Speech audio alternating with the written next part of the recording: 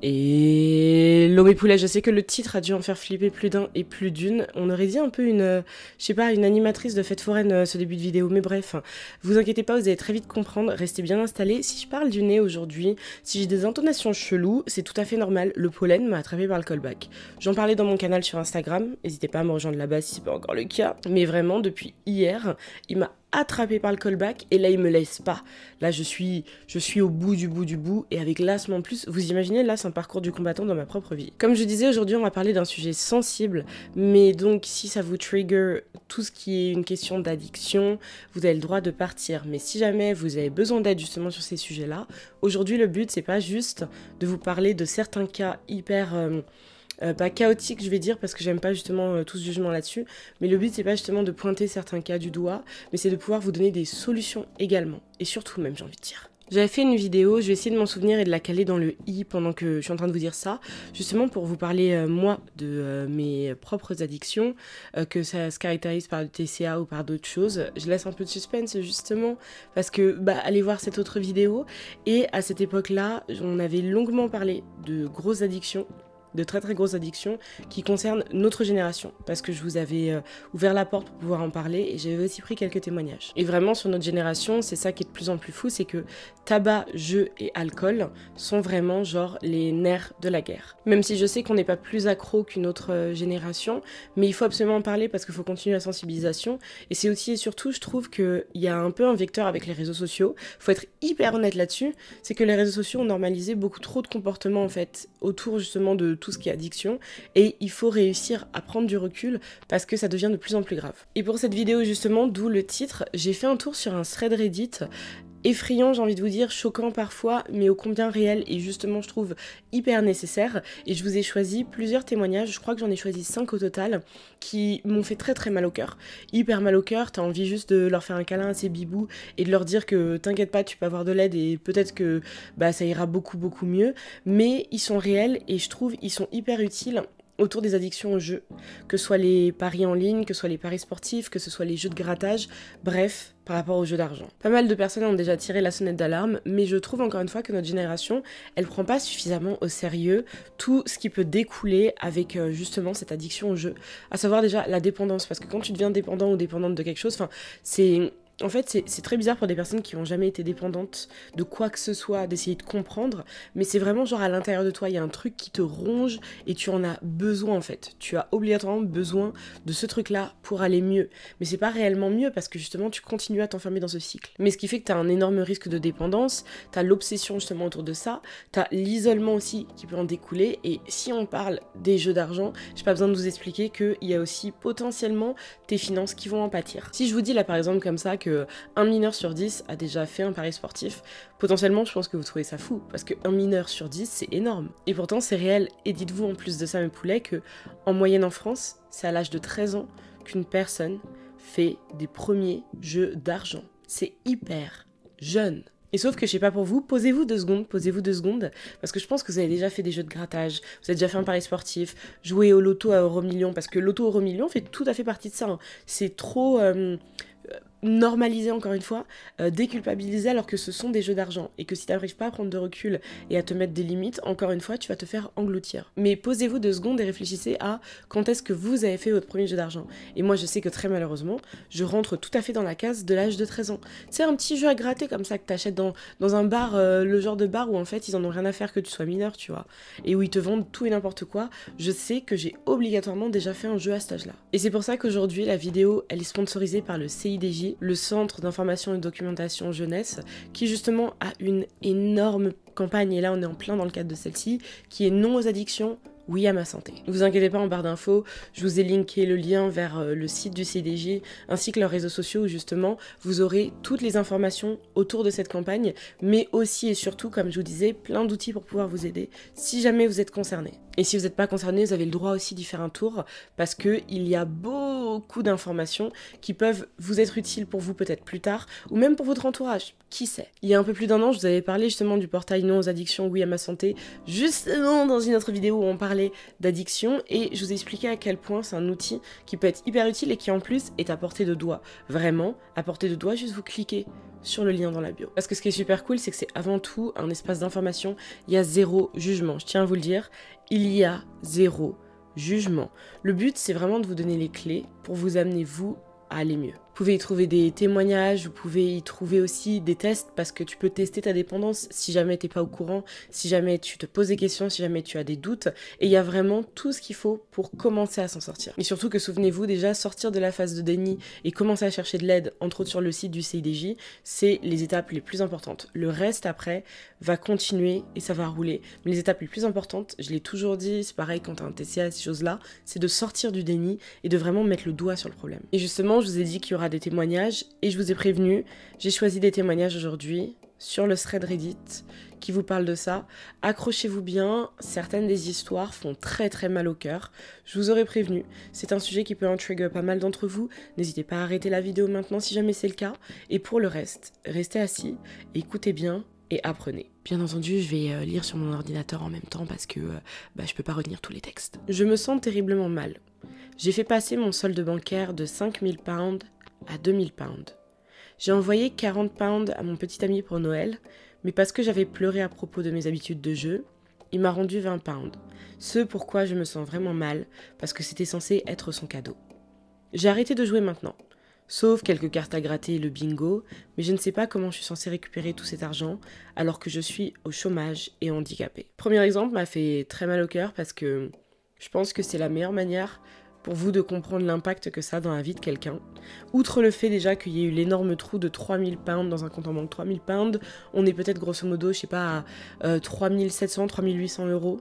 Je suis nulle en conversion, mais grosso merdo, ça ferait ça. Mais là, tu te rends compte par rapport à ce qui se passe même dans tes relations.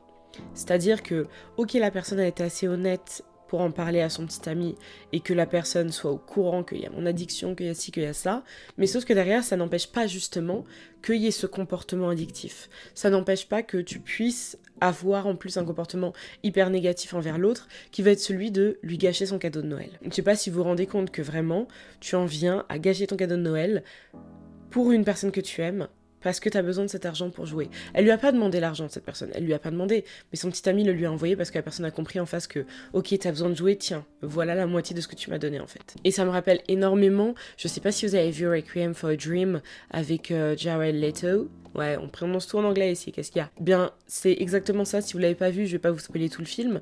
Mais là, on est par contre sur des gens accros à des substances. Et c'est absolument horrible comme film, hein. Accrochez-vous, et c'est pas du tout pour tout type de public. Je l'ai vu une fois, je le reverrai jamais une deuxième fois, c'est sûr et certain. Mais il a ce comportement où il passe son temps à vendre la télé de sa daronne pour pouvoir s'acheter des doses en fait derrière. Et là, c'est les mêmes types de comportements. C'est que tu fais du mal à une personne que t'aimes, qui elle va rien dire, passer l'éponge dessus pour continuer toi à avoir ce comportement avec tes addictions. Je me déteste. Je me suis auto-bannie des jeux en ligne, mais j'ai quand même fini par faire des paris sportifs à New York. J'avais déjà un trou de 8000 € sur ma carte de crédit, augmentez-le simplement à 10 000 € maintenant. Je ne veux plus vivre. Celui-ci m'a crevé le cœur hyper court, les deux premiers, mais il m'a crevé le cœur parce que la dernière phrase, je ne veux plus vivre.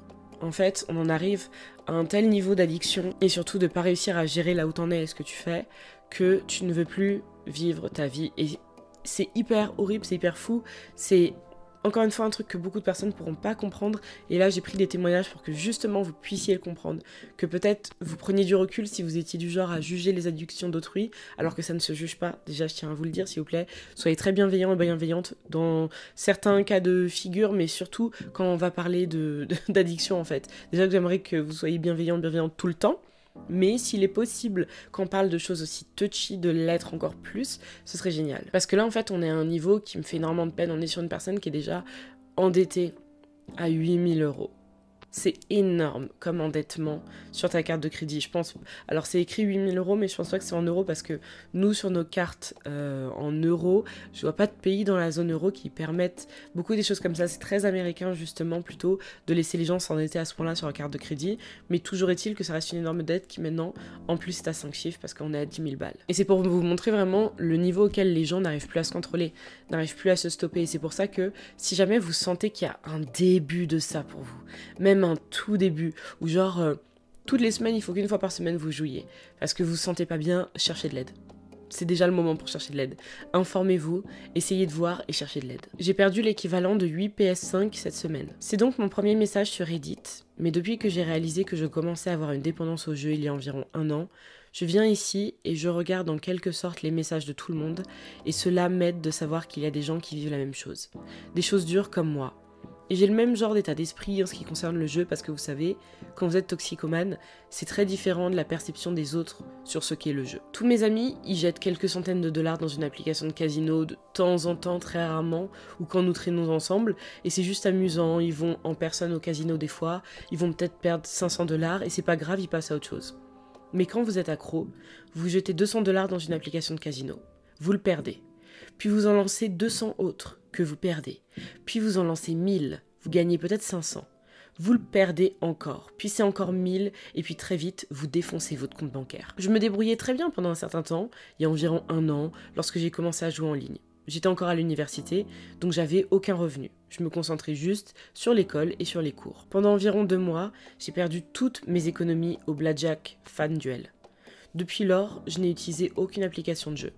Principalement parce que j'avais un profil sur chacune d'entre elles déjà, et que j'avais désactivé mes comptes pour ne jamais pouvoir y revenir. Mais bien sûr, j'ai donc commencé mon travail ce mois-ci, et j'ai enfin une source de revenus. J'ai reçu un bonus de la part de mon taf et ma paie le mois dernier. Et bien entendu, j'ai vu la promotion pour ESPN sur les paris sportifs de 200 dollars, et je me suis dit que ça faisait un bon moment. Peut-être que je pourrais juste faire quelques paris sportifs, gagner de l'argent, ou même peut-être pas. Ça me semblait pas grave sur le moment, et voilà. Quelques semaines après, j'ai téléchargé ESPN, je parie et j'ai encore perdu 4000 dollars. J'ai intitulé ce post « J'ai perdu l'équivalent de plusieurs PS5 » parce que c'est tout simplement fou comme en tant qu'accro au jeu, vous pensez différemment à l'argent quand c'est l'argent avec lequel vous jouez. Parce que je viens de commencer mon travail et j'ai cet état d'esprit. Je veux pouvoir économiser mon argent afin de ne pas avoir à me soucier du loyer, de mes prêts étudiants et d'autres factures, pour que je puisse m'acheter des choses dont je n'ai pas obligatoirement besoin, juste profiter de mon argent. Par exemple, je ne me suis pas acheté de PS5, même si j'en voulais une depuis très longtemps. Par contre, c'est fou, comme je peux me permettre, non pas d'acheter une PS5, mais de dépenser 6000 dollars en quelques semaines, rien qu'en jouant au Blackjack sur mon téléphone. J'ai choisi ce témoignage-là parce que je trouve que ça vous montre à quel point, j'ai une voix hyper dark là quand je parle à cause de mon allergie, mais je trouve que ça vous montre à quel point ça peut arriver à n'importe qui. On parle de la personne ici, étudiante, qui, je pense, a d'autres buts dans la vie à l'origine, qui donc n'a pas joué, parce qu'il y a plusieurs types de profils de joueurs, c'est sûr. Il y a le profil qui fait ça juste pour jouer, il y a le profil qui a besoin de cet ego boost, et il y a aussi, je pense, le profil qui est dans la merde financièrement et qui se dit que peut-être que ça va le ou la sortir de cette merde, alors que vous savez très bien que quand on est justement aux abois comme ça, c'est le dernier moment où il faut faire ce genre de choses. Mais donc là, on est sur le profil d'une personne qui était à la fac en fait, donc qui a potentiellement d'autres projets pro et pour qui son salaire sera justement sa source de revenus et n'a pas besoin de se reposer sur autre chose. Enfin, c'est un état d'esprit qui est totalement différent que cette personne dans la dèche qui, je pense, toutes les semaines va jouer à Euromillions en croisant les doigts, en touchant du bois que peut-être un jour, cette personne ait enfin une stabilité financière, autonomie financière et toutes ces choses-là. Mais malgré ça, il ou elle s'est totalement fait happer par ce système et par cette addiction au jeu. Je sais pas si vous vous rendez compte, en l'espace d'à peine quelques semaines, de pouvoir perdre 4000 dollars. Mais quand cette personne a dit quelques semaines, c'est pas 18 semaines. 18 semaines, c'est plusieurs mois. Là, je pense qu'on parle de 3 semaines maximum. Donc, c'est-à-dire que grosso merdo, par semaine, tu dis au revoir à 1200 dollars sur ton compte en banque. Je sais pas si vous vous rendez compte. Et je trouve que l'énorme problème avec les jeux en ligne, il y a pas mal de ces témoignages-là qui sont autour des jeux en ligne. Il y a eu aussi autour des paris sportifs. Mais je pense, ce qui est supérieur en plus avec les jeux en ligne, c'est que t'as pas l'impression que c'est ton argent réellement. C'est-à-dire que c'est pour ça aussi qu'il y a pas mal de darons souvent qui vous conseillent de retirer de l'argent et de dépenser votre argent, genre faire vos courses, aller au ciné, faire votre shopping et tout ça, avec du cash. Parce qu'en fait, ton cash, quand genre t'as 200 € dans les mains en billets, et tu vas les voir diminuer. Donc tu vas savoir précisément ce que t'as dépensé dans la semaine. Alors que si tu fais que du Apple Pay comme moi, si tu fais que de la carte bleue, le souci c'est que ton argent il part de la même manière. Parce que quand c'est Apple Pay, c'est pas Apple qui paye, on vous l'a déjà dit plein de fois.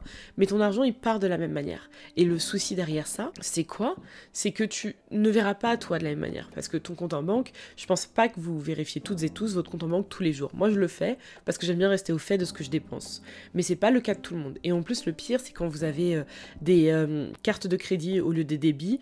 Moi j'ai très souvent, je crois quasiment toutes mes cartes c'est des débits instantanés.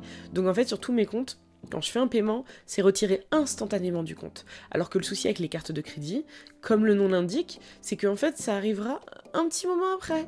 Donc des fois tu peux avoir 4 jours, pire encore s'il y a des jours fériés, s'il y a du dimanche, plein de trucs comme ça, et ben en fait tu arriveras avec un solde négatif, mais toi t'es là en mode c'est la surprise parce que tu t'y attendais pas parce que t'as mal fait tes calculs. Et c'est le même souci qui arrive je trouve avec les paris en ligne, c'est que tu vois pas le vrai argent. C'est juste un jour cette cagnotte tu vas devoir la payer en fait, qu'elle soit positive, que ce soit un virement vers toi ou du négatif, donc que tu doives payer ces plateformes en ligne, tu vas devoir payer un jour. Et sauf que les gens j'ai l'impression qu'ils ont beaucoup moins cette représentation de c'est vraiment mon argent en fait. Et c'est comme je pense si tu vas au casino, j'y suis allée une fois dans ma vie, c'était à Vegas, j'ai pas trouvé ça ouf, enfin le casino c'est pas mon délire, moi j'aime bien juste appuyer sur un bouton et voir les trucs tourner et bon bah j'ai perdu, bah je passe à autre chose, tu vois, je m'en fiche complètement des jeux d'argent. On voulait y aller avec mon frère à Lisbonne mais on a complètement oublié, on avait 500 000 trucs à découvrir aussi, mais ce qui fait que le casino, le souci je pense quand en plus t'es aux tables, c'est que tu vas comment on peut dire, convertir ton argent en jetons et en plaques, et donc ce qui était ton vrai argent, t'avais du cash entre les mains, une fois qu'il a été converti, le souci, c'est que tu le gères plus, je pense, comme de l'argent réel. À vous de me le dire en commentaire si vous êtes habitué au casino et quel sentiment ça donne, mais j'ai ce sentiment-là aussi. Et c'est ça le souci, c'est que c'est une forme de dématérialisation de l'argent qui va beaucoup plus te booster à dépenser et à continuer à plonger dans ton addiction. Et peut-être que c'est totalement fait exprès par, entre autres, ces plateformes et par les casinos, qu'il y a aussi une tentative de d'hameçonner les gens et de les faire rester là de cette manière-là. Ouh là là, elle devient l'ennemie de toutes les plateformes de jeux en ligne. Mais c'est pas un problème parce qu'il faut en parler. Mon copain est accro. Salut à tous. Je ne suis pas habituée à utiliser Reddit, mais je n'ai pas vraiment trouvé de meilleure façon d'en parler avec d'autres personnes qui sont au courant. Donc mon petit ami et moi sommes ensemble depuis un peu plus d'1 an maintenant, et il est sur le point d'avoir 21 ans. Il était très accro au jeu quand il était encore plus jeune, et quand nous nous sommes mis ensemble, il a arrêté. Il m'a promis de ne plus jamais recommencer, et tout s'est bien passé jusque-là. Il a réussi à tenir bon. Il m'a appelé il y a quelques minutes, m'a dit qu'il avait recommencé à jouer, juste parce qu'il en avait envie. Il pleurait la moitié du temps de l'appel et me disait en gros qu'il le regrettait et que je ne devais pas le dire à ses parents. Il l'avait déjà envoyé en thérapie et était très déçu de lui. Il vit encore chez eux. Nous avions commencé à parler de déménagement lui et moi, mais maintenant je ne sais plus trop. Il est retombé dans ses démons et même s'il me dit qu'il ne recommencera plus, il me l'avait déjà dit la dernière fois aussi. J'ai peur que cela nous fasse encore plus mal sur le long terme. Quelqu'un peut-il s'il vous plaît parler de ça avec moi? J'ai peur pour lui. J'ai choisi ce témoignage-là parce que je trouve que c'était hyper, même si c'est primordial, que vous ayez l'avis d'une personne extérieure. La personne qui n'est pas accro, mais la personne très proche de la personne addicte, justement. Que vous ayez ce retour pour vous rendre compte de ce que ça peut faire. Parce que, pour le coup, on n'est pas sur 2 personnes, ça aurait pu être pire. Parce qu'on aurait pu être sur 2 personnes qui vivent ensemble, qui se partagent le loyer et qui en plus n'ont pas des énormes sources de revenus. Et donc, elles se seraient retrouvées tout bêtement à devoir casquer seules, et peut-être que tes revenus sont pas suffisants, et donc là, toi aussi tu es dans la merde financièrement à cause de l'addiction de l'autre. Et c'est pour ça que je trouvais ça hyper important de vous montrer ce que ça peut faire, parce que on est passé de un peu plus d'1 an en couple, on a des projets d'emménager ensemble, à je ne pense plus que je puisse me projeter avec lui, il est retombé dans ses démons, et ce qui veut dire que c'est quelque chose qui peut être cyclique et revenir. Et ça c'est quelque chose de très réel, qu'il faut comprendre par rapport aux addictions, c'est que ça peut revenir. Vous pouvez vous en sortir et ne plus jamais toucher à quoi que ce soit. Je penserai à des personnes comme Eminem qui a réussi à se sortir de sa multiple addiction. Il était addict à tellement de substances et a réussi à s'en sortir. Et aujourd'hui, il ne boit même pas une bière parce que il ne veut pas justement se mettre en phase avec quelque chose de négatif, avec quelque chose qui puisse modifier en fait son comportement normal. Il veut rester sobre tout le temps et ça se comprend. On va penser à des Lindsay Lohan aussi qui ont réussi à sortir du gouffre gouffre. Lindsay Lohan, c'est un nombre incalculable, enfin si calculable, mais un nombre d'allers-retours en désintox qui a été très fou. Vous pouvez vous en sortir. Mais malheureusement, il faut aussi, je pense, comprendre, et c'est pour ça qu'il faut vous informer sur des sites comme le CIDJ, parce que vous pouvez aussi sombrer à nouveau. Mais vous pouvez aussi vous en sortir à nouveau.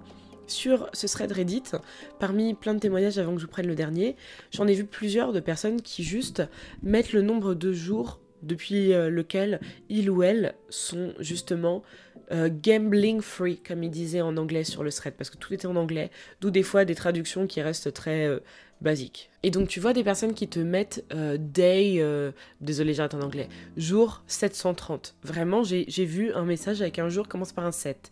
La personne continue à compter parce que la personne sait que ça lui fait du bien et que chaque jour sorti de votre addiction, c'est énorme, c'est absolument énorme et ça a besoin d'être marqué. Et ces gens-là le savent justement sur ce thread et c'est pour ça que je trouvais ça hyper important de dire la vérité là-dessus, que ce soit de l'œil de la personne extérieure, de l'œil de la personne intérieure, de tous les cas de figure, de la personne qui malheureusement peut replonger, comme ici ce jeune homme, comme de la personne qui ouvre les yeux et qui demande de l'aide. C'est assez. En mai dernier, j'ai gagné environ 156 000 $ canadiens après un dépôt de 10 000 $ avec ma carte de crédit sur un site de jeu en ligne. Je pensais que j'étais le meilleur, et ça m'est hyper vite monté à la tête. J'ai tout perdu, et même 60 000 $ de plus sur ma carte de crédit. Je suis endettée maintenant. Gardez à l'esprit que je joue depuis que j'ai 16 ans en ligne, et que j'ai perdu plus de 19 bitcoins en un mois en 2017. Ça vous donne environ 51 000 $ 19 bitcoins aujourd'hui. En 2017, c'était encore plus. Aujourd'hui, c'était la cerise sur le gâteau. J'ai déposé 1500 $ sur un site web de merde avec ma carte de crédit, et je l'ai transformé en 12 300 $ canadiens. À ce moment-là, ma mère a fait irruption dans ma chambre et a vu ce que je faisais et a commencé à me crier dessus et à me dire qu'elle couperait l'électricité si je n'arrêtais pas maintenant. Je pariais 700 $ par main au blackjack quand elle est entrée et un fusible a sauté dans ma tête. J'ai commencé à voir sombre et je lui ai hurlé dessus en lui disant que je vais tout perdre parce que t'es ici en train de me crier dessus. Je n'ai jamais été comme ça et je pense que j'ai besoin de voir un psychologue ou quelque chose du genre. Ça a déjà ruiné ma vie, je ne demande pas de méchanceté de votre part, mais comment faites-vous pour gérer cela? Et là justement, j'avais besoin de clôturer avec celui-ci, parce que celui-ci en est sur la personne qui s'est rendue compte de tout ce qui s'est passé, outre les sommes parce que je pense qu'il faut vous rendre compte que les addictions au jeu, au pari, d'argent, toutes ces choses-là, c'est quelque chose qui va au-delà de l'argent. En fait, c'est le regard que tu as sur toi-même, c'est le regard que tes proches ont sur toi-même, et c'est les relations qui sont en train de se détériorer avec justement ton entourage. Parce qu'à mon avis, cette personne a pris du recul et s'est dit, gros là l'interaction que j'ai eue avec ma daronne, il n'y a absolument rien de normal. Il n'y a rien de normal à ce que je me retrouve à lui hurler dessus, alors qu'en fait, c'est moi qui me mets dans la merde à cause de mon addiction. Et derrière, ce truc de rechercher de l'aide, et vraiment sur ce thread, c'est quelque chose que j'ai aussi aimé, et que vous retrouverez sur le CIDJ hyper facilement, c'est que les gens te répondent. Les gens ne se moquent pas les uns des autres. Il y a plus de 16 000 membres sur ce thread, ce qui est quand même énorme. Mais les gens ne se moquent pas, ils se donnent justement des conseils, ils s'expliquent, elles et eux, comment ils ont pu faire. Et ça fait mal parce qu'en fait, tu te dis, putain, t'as une réunion d'autant de personnes qui sont accros à la même chose en fait, et qui vont te raconter de manière de plus en plus rocambolesque à quel point ça peut les détruire. Mais d'un autre côté, c'est aussi des gens qui cherchent de l'aide, et c'est des gens qui sont en train de s'entraider. Donc voilà pour la vidéo du jour sur ce sujet hyper difficile que sont les addictions au jeu, les addictions tout court, mais les addictions au jeu aussi. Je vous le dis vraiment, cherchez de l'aide. Si vous en avez besoin, cherchez de l'aide, parce que vous en trouverez toujours. Et si jamais le format, au fait, avec les threads Reddit, c'est un truc que vous aimez bien, les BG, n'hésitez pas à me le dire, parce que ça m'a toujours tenté, pas obligatoirement pour faire des threads d'horreur, hein. Cam Makeup, Squeezie sont déjà très très bien là-dessus, même si j'avoue, j'aimerais bien faire des threads d'horreur, mais vraiment que sorcellerie, genre, vraiment que sorcellerie. Mais bref, mais n'hésitez pas à me dire, parce que je peux le faire de plein de manières différentes, sur plein de sujets différents. Et moi, en attendant, je vous dis à très bientôt. N'hésitez pas à faire un tour sur le podcast, aujourd'hui, il y a eu un nouvel épisode, ça s'appelle Night Confessions, et c'est disponible sur toutes les plateformes gratuitement bien sûr. Je fais de gros bisous les BG, on se dit à dimanche prochain. Peace guys.